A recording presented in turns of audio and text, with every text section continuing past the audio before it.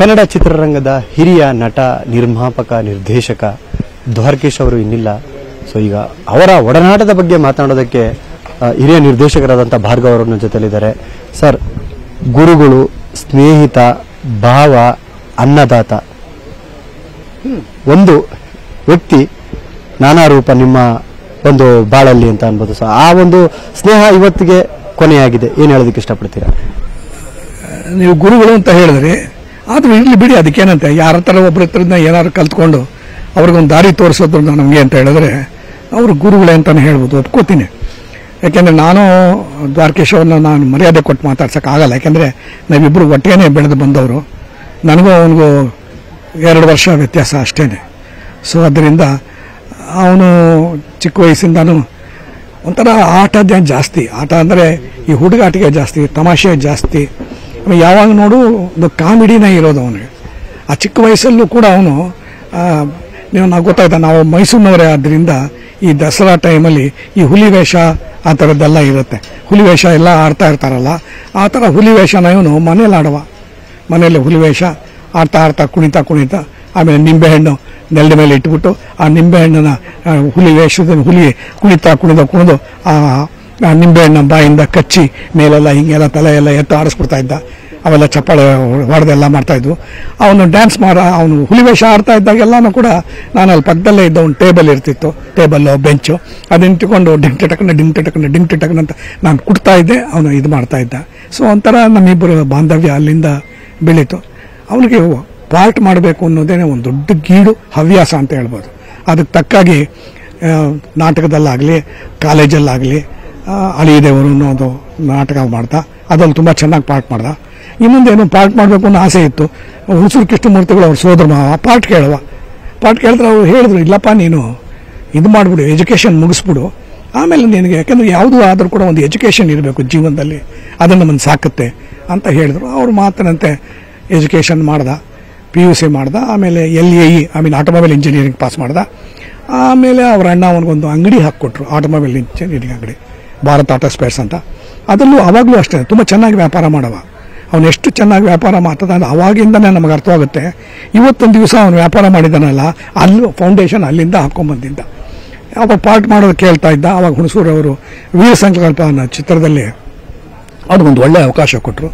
Comedy, ಯುವರಾಜ, ಒಂದು ಸ್ವಲ್ಪ ಪೆಕ್ಕರು ತಿಕ್ಕಲಂಗೆ ಇರೋ ಥರದ್ದು.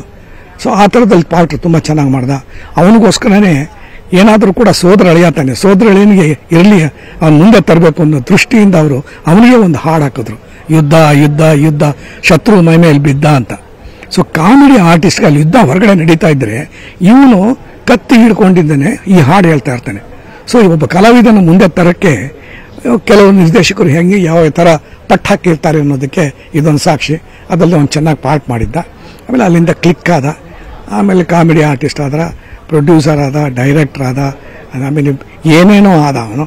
ಇವತ್ತಿನ ದಿವಸ ಅವನಿಗೆ ಎಲ್ಲ ಸರ್ಕಾರದ ಗೌರವಗಳೆಲ್ಲ ಸಿಕ್ಕಿದೆ, ಇಂಡಸ್ಟ್ರಿ ಎಲ್ಲ ಗೌರವ ಸಿಕ್ಕಿದೆ. ಅತ್ಯುತ್ತಮವಾದ ಚಿತ್ರಗಳನ್ನ ನಾವು ಕೊಟ್ಟಿಯಾನೆ. ಕನ್ನಡದಲ್ಲಿ ಒಳ್ಳೆ ಚಿತ್ರಗಳನ್ನು ಕೊಟ್ಟಿರೋದ್ರಲ್ಲಿ ದ್ವಾರಕೀಶ್ ನಂಬರ್ 1 ಅಂತ ಹೇಳ್ಬೋದು. ಯಾಕಂದರೆ ಸಿಂಗಾಪುರ್ನಲ್ಲಿ ರಾಜ ಕುಳ್ಳ ಅಂತ ಒಂದು ಚಿತ್ರನ ಅಬ್ರಾಡಲ್ಲಿ, ಸಿಂಗಾಪುರಲ್ಲಿ ಯಾರೂ ತೆಗೆದಿಲ್ಲ, ಹೊರದೇಶದಲ್ಲಿ ಹೋಗಿ ಪೂರ್ತಿ ಚಿತ್ರನ ತೆಗೆದಿರೋದು ದ್ವಾರಕೀಶ್ ಒಬ್ಬರೇನೆ. ಆ ಚಿತ್ರನೂ ಚೆನ್ನಾಗಿ ಬಂತು, ಮೂಡ್ ಬಂತು. ಅಲ್ಲಿಂದ ಬೇಕಾಷ್ಟು ಚಿತ್ರಗಳು ಮಾಡ್ದ, ಒಂದಲ್ಲ ಎರಡಲ್ಲ, ಇವತ್ತಿಗೆ ನಂಗೆ ತಿಳಿದ ಮಟ್ಟಿಗೆ 50-55 ಚಿತ್ರ ಮಾಡಿರಬೇಕು ಅಂತ ಕಾಣಿಸುತ್ತೆ. ಅವನು ಅಲ್ಲಿ ಒಂದೇ ಒಂದು ಅಂತ ಹೇಳಿದ್ರೆ ಅವನು ಯಶಸ್ಸು ಕಂಡಿದ್ದಾನೆ, ಆಮೇಲೆ ಸೋಲು ಕಂಡಿದ್ದಾನೆ. ಸೋಲು ಗೆಲುವು ಎರಡನ್ನೂ ಕೂಡ ಸಮಾನವಾಗಿ ತಗೊಂಡ ವ್ಯಕ್ತಿ ಅಂತ ಹೇಳಿದ್ರೆ ದ್ವಾರಕೀಶ್ ಅವರು. ಒಂದು ಕಾಲದಲ್ಲಿ ಸತತವಾಗಿ 17-18 ಚಿತ್ರಗಳು ಅವನ ಕೈ ಕಚ್ಚಿದೆ, ಅಂದರೆ ಲಾಸ್ ಆಗಿದೆ. ಅದರಲ್ಲೂ ಕೂಡ ಅವನು ಆದರೂ ಪರವಾಗಿಲ್ಲ ಅಂತ ಹೇಳಿದ್ದು, ಒಂದಾದ್ಮೇಲೆ ಬೀಳೋದು ಏಳೋದೇ ಮಾಡ್ಕೊಂಡು ಅಷ್ಟು ಚಿತ್ರ ಹೋದರೂ ಕೂಡ ಮಾಡಿಕೊಂಡಿದ್ದಾನೆ. ಕೊನೆಗೆ ವಿಷ್ಣುವರ್ಧನ್ ಜೊತೆ ಒಂದು ಸೊಗಸಾದ ಚಿತ್ರ ಮಾಡ್ದ, ಸೂಪರ್ ಹಿಟ್ ಆಯಿತು. ಸೊ ಈ ಥರ ಹಲವಾರು ಚಿತ್ರಗಳು ಏಳು ಬಿಡುವ ನೋಡಿರೋ ದ್ವಾರಕೀಶ್ ಅವರು. ಆಮೇಲೆ ಕೊನೆಗೆ ಸಿನಿಮಾ ಮಾಡೋದು ಬೇಡ ಅಂತ ಡಿಸೈಡ್ ಮಾಡಿದ ಮೇಲೆ ಯೋಗೇಶ್ ಇದ್ದಾನಲ್ಲ, ಅವ್ರ ಮಗ ಯೋಗೇಶ್, ಅವನು ಅಪ್ಪನ ಜಾಡ್ ಹಿಡಿದಿದ್ದಾನೆ, ಅವನು ನಿರ್ಮಾಪಕನಾಗಿದ್ದಾನೆ, ಅವನು ಸಿನಿಮಾ ಮಾಡ್ತಾ ಇದ್ದಾನೆ. ಅಪ್ಪ ಅದನ್ನು ನೋಡ್ತಾ ಸಂತೋಷ ಪಡ್ತಾ ಇದ್ದ. ಇವತ್ತಿನ ಸಂತೋಷ ಪಡ್ತಾ ಇದ್ದವನು ಇವತ್ತಿನ ದಿವಸ ಅದೇ ಸಂತೋಷದಿಂದ ಇಲ್ಲಿ ನಮ್ಮ ಎದುರಿಗೆ ಮಲಗಿದ್ದಾನೆ. ಯಾವಾಗ ಬಂದರೂ ಕೂಡ ತುಂಬಾ ವರ್ಷಗಳಿಂದ ನಾನು ನೋಡಿದಿರಿ, ಪಟ ಪಟ ಪಟ ಪಟ ಅಂತ ಮಾತಾಡ್ತಿದ್ದ ವ್ಯಕ್ತಿ ಇವತ್ತು ಸೈಲೆಂಟ್ ಆಗಿ ಮಲಗಿದ್ದಾರೆ. ಆ ಸೈಲೆಂಟ್ ಆಗಿ ಮಲಗಿರೋ ದ್ವಾರಕೀಶ್ ಅವ್ರು ನೋಡಿದಾಗ ನಿಮಗೆ ಕಾಡುವಂತ ವಿಚಾರ? ನಮ್ಗೆ ಅವ್ನು ಸತ್ತಿದ್ದಾನೆ ಅಂತ ನಮ್ಗೆ ಅನ್ನಿಸ್ತಾನೆ ಇಲ್ಲ. ಅವ್ನ ಮಕ ಅಂಕೇನೆ ಚೆನ್ನಾಗೇ ಇದೆ. ಕೆಲವರು ಸತ್ತಾಗ ಒಂಥರ ಮಕ ನೋವಿರುತ್ತೆ, ನೋವಿಂದೇನೋ ಪ್ರಾಣ ಪಕ್ಷಿ ಹಾರಿರುತ್ತೆ, ಆ ಥರದ್ದು ಏನು ಕಾಣಿಸ್ತಾ ಇಲ್ಲ. ಆರಾಮಾಗಿದ್ದಾನೆ. ಏನೋ ಎದ್ದು ಮಾತಾಡ್ತಾನೇನೋ ಅನಿಸುತ್ತೆ. ಇನ್ನು ನಾವುಗಳು ಮಾತಾಡ್ತಿದ್ದೀವಿ ಹೊರತು ನಮ್ಮ ಮಾತೆಲ್ಲ ಅವನು ಕೇಳಿಸ್ಕೊತಾ ಇದ್ದಾನೆ. ಬಟ್ ಅವನ ಮಾತು ಅಷ್ಟೇ ಹುರಿದ ಕಡಲೆ ಥರನೇ ಪುರಿ ಥರನೇ ಮಾತಾಡವ. ನಾವೆಲ್ಲನೂ ನೋಡಿದ್ದೀವಿ, ಕೇಳಿದ್ದೀವಿ, ನಕ್ಕಿದ್ದೀವಿ, ಎಲ್ಲ ನೋಡಿದ್ದೀವಿ. ಅವನು ಒಳ್ಳೊಳ್ಳೆ ಸಿನಿಮಾದಲ್ಲೂ ಮಾಡಿದ್ದಾನೆ. ಆಮೇಲೆ ಇನ್ನೊಂದು ಈ ದುಃಖದ ಪಾತ್ರಗಳು ಕೂಡ ಮಾಡಿದ್ದಾನೆ. ಆ ಥರದ್ದು ಸಿನಿಮಾನೂ ಮಾಡಿದ್ದಾನೆ. ಅದಕ್ಕಿಂತ ಹೆಚ್ಚಾಗಿ ಕೆಲವು ಹಾಸ್ಯ ಪಾತ್ರಗಳೆಲ್ಲ ಅವನೇ ನಾಯಕನಾಗಿ ಮಾಡಿದ್ದಾನಲ್ಲ, ಅದೆಲ್ಲ ತುಂಬ ಚೆನ್ನಾಗಿ ಮೂಡಿ ಬಂದಿದೆ. ಅದರಲ್ಲಿ ನಾನು ಒಂದು 5 ಪಿಕ್ಚರು ಅವನಿಗೆ ನಿರ್ದೇಶನ ಮಾಡಿದ್ದೇನೆ. ಎಲ್ಲನೂ ಚೆನ್ನಾಗಿ ಹೋಗಿದೆ. ಅದೊಂದು ಸಂತೋಷ ನನಗೆ. ಹೀಗೆ ನನ್ನ ಒಂದು ಸಂಬಂಧ ಬಾಂಧವ್ಯ ಬೆಳ್ಕೊಂಡೇ ಬಂದಿದೆ. ಅವನು ಹಂಗೆ ಬೆಳೆದ್ರು. ಅವ್ರು 50 ಪಿಕ್ಚರು ಮೇಲೆ ಪ್ರೊಡ್ಯೂಸ್ ಮಾಡಿದ್ರು, ನಾನು 50 ಚಿತ್ರ ನಾನು ನಿರ್ದೇಶನ ಮಾಡಿದೆ. ಹೀಗೆ ನಮ್ಮಿಬ್ಬರು ಬಾಂಡೇಜ್ 50-50. ಭಾಗ್ಯವಂತರ ಸಿನಿಮಾದ ಸಂದರ್ಭವನ್ನು ಮೆಲುಕು ಹಾಕೋದಾದ್ರೆ ಸರ್, ಆ ಸಿನಿಮಾ ನೀವೇ ಡೈರೆಕ್ಷನ್ ಮಾಡಿದ್ರಿ, ಅವರೇ ನಿರ್ಮಾಪಕರು, ಅಣ್ಣವರು ಹೀರೋ. ಅದನ್ನ ನಾನು ಡೈರೆಕ್ಟ್ ಮಾಡಿದ್ದೀನಿ ಅಂತ ಹೇಳಕ್ಕೆ ನನಗೆ ಒಂದು ಸ್ವಲ್ಪ ಹೆದರಿಕೆ ಆಗುತ್ತೆ. ಯಾಕೆ ಅಂತ ಹೇಳಿದ್ರೆ ತುಂಬಾ ದೊಡ್ಡ ಚಿತ್ರ ಅದು. ಇವತ್ತೊಂದು ದಿವಸ ನೋಡಿದ್ರೆ ವಿಪರೀತ ದೊಡ್ಡ ಚಿತ್ರ. ಭಾಗ್ಯವಂತರು ನೀವು ಡೈರೆಕ್ಟ್ ಮಾಡಿದ್ರ ಸರ್ ಅಂತ ಬಹಳ ಜನ ಕೇಳ್ತಾರೆ. ಯಾಕ್ರಿ ಕಾಣಿಸಲ್ವಾ ಅದು, ನಾನೇನೇ ಡೈರೆಕ್ಟ್ ಮಾಡಿದ್ದು ಅಂತ. ಇಲ್ಲ ಸರ್, ತುಂಬ ಚೆನ್ನಾಗಿ ಮಾಡಿದರೆ. ಹೇಗೆ ಮಾಡಿದ್ರಿ? ಅದು ಹೆಂಗೋ ಮಾಡಿದೆ, ಆಗೋಯ್ತು ಅಷ್ಟೇ.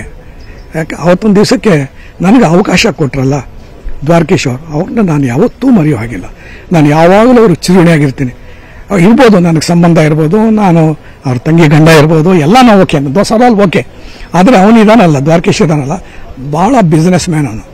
ಅವನು ವ್ಯಾಪಾರ ಮಾಡಬೇಕು ಅಂತ ಹೇಳಿದ್ರೆ, ಕಾಸು ಹಾಕಬೇಕು ಅಂತ ಹೇಳಿದ್ರೆ, ಈ ಚಿತ್ರ ಕಾಸು ಹಾಕಿದ್ರೆ ಬರುತ್ತಾ, ಈ ವ್ಯಕ್ತಿ ಮೇಲೆ ನಾವು ಕಾಸು ಹಾಕ್ಬೋದಾ, ಇವನು ಚೆನ್ನಾಗಿ ಮಾಡ್ದಾನ, ಇವೆಲ್ಲ ನೋಡೇ ನನಗೆ ಅವಕಾಶ ಕೊಟ್ಟ. ಯಾಕೆಂದರೆ ಅದಕ್ಕಿಂತ ಮುಂಚೆ ನಾನು ಬಹಳ ಒಳ್ಳೊಳ್ಳೆ ಚಿತ್ರಗಳಿಗೆ ಸಹ ನಿರ್ದೇಶಕನ ಕೆಲಸ ಮಾಡಿದ್ದೆ. ಅದ್ರಲ್ಲಿ ನೋಡಿದ ಎಲ್ಲರೂ ಹೇಳಿದ್ರು ಚೆನ್ನಾಗಿ ಕೆಲಸ ಮಾಡ್ತಾನೆ ಅಂತ. ಅವ್ರಿಗೂ ಗೊತ್ತು. ಅಂಡ್ ಮೋರವರ್ ಬೇರೆ ಯಾರೂ ಅಲ್ಲ, ಅವ್ರ ತಂಗಿ ಗಂಡನೇ. ಒಂದು ಅವಕಾಶ ಕೊಟ್ಟ ಅಂತ ಅಂದ್ಕೊಳ್ಳಿ. ಸಂತೋಷ ಆಯಿತು, ಅವಕಾಶ ಸ್ವೀಕರಿಸಿದೆ.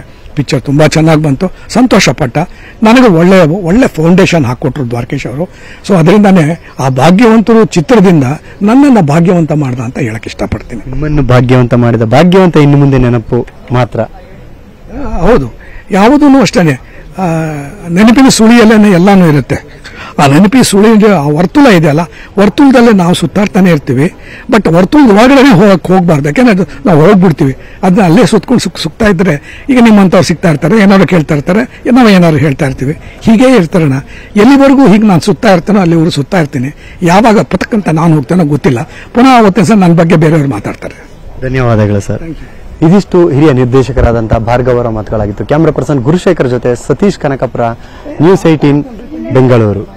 ಕನ್ನಡಿಗರ ನೆಚ್ಚಿನ ನ್ಯೂಸ್ 18 ಕನ್ನಡ ಈಗ ವಾಟ್ಸ್ಆಪ್ನಲ್ಲೂ ಲಭ್ಯ.